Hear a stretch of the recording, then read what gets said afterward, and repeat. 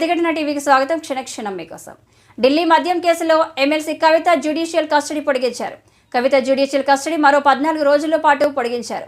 మే 7 వరకు కవిత judicial కస్టడీని rows avenue court పొడిగించింది. ఇదే ఢిల్లీ మద్యం కేసులో ముఖ్యమంత్రి అరవింద్ కేజ్రీవాల్ జ్యుడిషియల్ కస్టడీ కూడా మే 7 వరకు పొడిగించింది.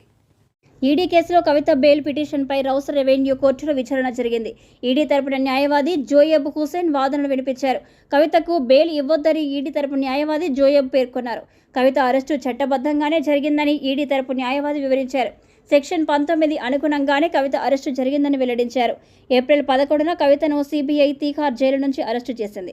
కోర్టు అనుమతితో 3 రోజుల కస్టడీ తీసుకొని విచారించింది.